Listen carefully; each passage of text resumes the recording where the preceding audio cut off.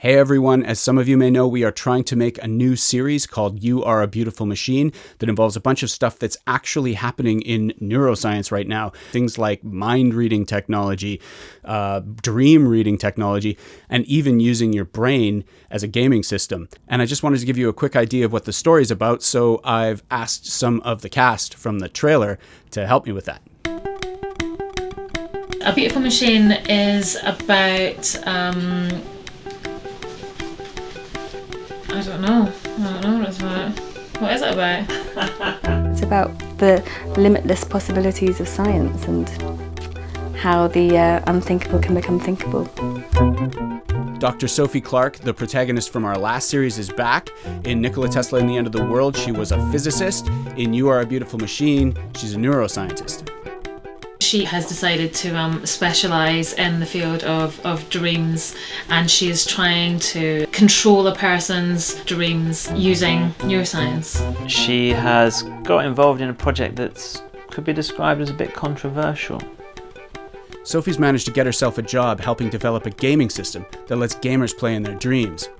Unfortunately, her ex-boyfriend has figured out how to get himself picked as the test subject for this experiment.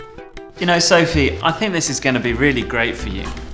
And I love that I'm part of that. They've had a brief affair, probably what he would call a deep, intense love affair, probably what Sophie would call a casual fling.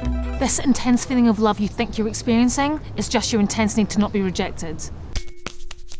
Hannah Nyman is a brain surgeon, which is pretty cool getting to play a brain surgeon.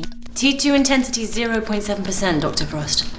Hannah definitely disapproves of some of the things that Sophie is trying to do, but does really want to try and help her friend. She knows that this is a bad idea. She is not a fan of Dr. Frost, who is ruthless in her ambition, I think. I'm going to stick little pins into his brain. To me, it sounds totally crazy, but the technology to read minds and even to read dreams actually exists right now, and I've included links to articles about this stuff in the video description.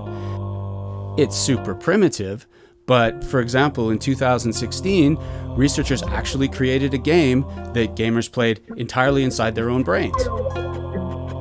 So I've been reading some neuroscientists who say that this technology could never be used for interrogation or for reading people's thoughts without their consent, because everybody's brain is different.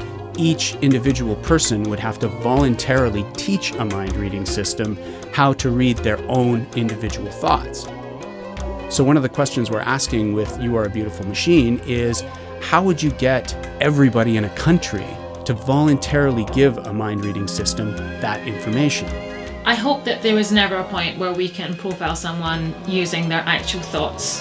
When are we being watched? Who knows what about us? I guess The Beautiful Machine is taking this to the next level.